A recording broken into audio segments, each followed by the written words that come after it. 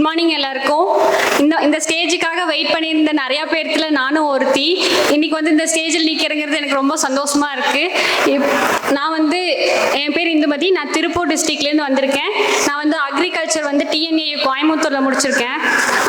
எல்லாருமாலையும் 4 years முடிச்சதுக்கப்புறம் ஒரு வேலைக்கு போகலான்னு வெயிட் பண்ணிட்டு இருந்த ஒரு பொண்ணு தான் நான்.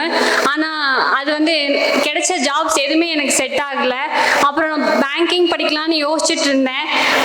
அப்போ எங்கள் அம்மா தான் லீட் எடுத்து வா நம்ம சுரேஷ் போகலாம், அத்தை தான் ரெக்கமெண்ட் பண்ணாங்க, நல்லா இருக்குன்னு போகலான்னு சொல்லி அம்மா தான் இங்கே வந்து ஜாயின் பண்ணி விட்டாங்க.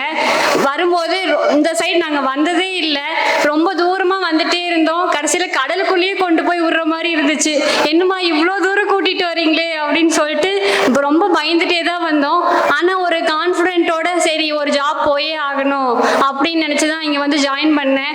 இங்கே வந்து ஜாயின் பண்ணதையும் கிளாஸ் பேட்ச் ஜாயின் பண்ணிட்டு ப்ரிலிம்ஸ் மெயின்ஸ் அப்படியே பண்ணிட்டு சூப்பர் பேட்ச் ஜாயின் பண்ணிட்டோம்.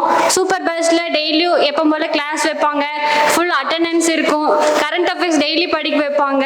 ராஜா சார் வந்து செக்கிங்லாம் வருவார் வீக்லி. அதெல்லாம் ரொம்ப யூஸ்ஃபுல்லாக இருந்துச்சு. அனலைஸ் பண்ணுறதுக்கு ரொம்ப ஹெல்ப்ஃபுல்லாக இருந்துச்சு. சொன்ன மாதிரி அப்பா அம்மாவுக்கு ரொம்ப தேங்க் பண்ணிக்கிறேன். அப்பா அம்மாவுக்கு அடுத்து அண்ணாவை ரொம்ப தேங்க் பண்ணிக்கிறேன். இப்போ ஏதாச்சும் ஃபெயில் ஆயிட்டேன்னா ஒன்றும் இல்லடி இதில் என்ன இருக்கு, அடுத்த எக்ஸாம் எழுதிக்கலாம். இந்த ஆர்ஆர்பியில் கூட ஃபெயில் ஆயிடுச்சு, எனக்கு ரிசல்ட் வரல. அண்ணா தான் இருந்துட்டு இது என்ன இருக்கு, இன்னொரு எக்ஸாம் படி, இன்னொரு வருஷம் படி, ஒன்றும் பிரச்சனை இல்லை அப்படின்னு சொல்லி என்னை ரொம்ப மோட்டிவேட் பண்ணா. அவனுக்கு அடுத்ததாக ஃப்ரெண்ட்ஸ் ஆர்ஆர்பியில் கிளியர் ஆகலன்னொடனே ரொம்ப அப்செட் ஆகி ஒரு நாள் ஃபுல்லாகவே அழுதுட்டு இருந்தேன். என் ஃப்ரெண்ட்ஸ் தான் இருந்துட்டு அவங்களுக்கு சக்ஸஸ் கிடைச்சிருச்சு, இருந்தாலும் அவங்க என்ன தான் மோட்டிவேட் பண்ணிட்டு இருந்தாங்க. ஒன்றும் பிரச்சனை இல்லை விடுறி, அடுத்த எக்ஸாம் பார்த்துக்கலாம், உனக்கு இல்லாததா அப்படின்னு சொல்லிட்டு இருந்தாங்க. அவங்களுக்கு ரொம்ப தேங்க்ஸ். அடுத்து சுரேஷ் அகாடமி அவங்களோட டெஸ்ட் பேட்ச் எல்லாமே டெய்லியுமே டெஸ்ட் வைப்பாங்க. ஸோ அந்த டெய்லி கிளாஸ் பேட்ச் அட்டன் பண்ணுங்க, யாராக இருந்தாலும் உங்களுக்கு ரொம்ப ஹெல்ப்ஃபுல்லாக இருக்கும்.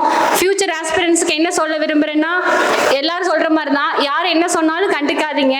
உங்களோட டெய்லி எஃபோர்ட் உங்களுக்கு சாட்டிஸ்ஃபைடாக இருக்கிற அளவுக்கு உங்களோட எஃபோர்ட்டை டெய்லி போட்டுட்டே இருங்க, அதுக்கான ரிசல்ட்ஸ் கண்டிப்பாக கிடைக்கும். தேங்க்யூ. சுரேஷ் IAS அகாடமி, வெற்றியின் முகவரி.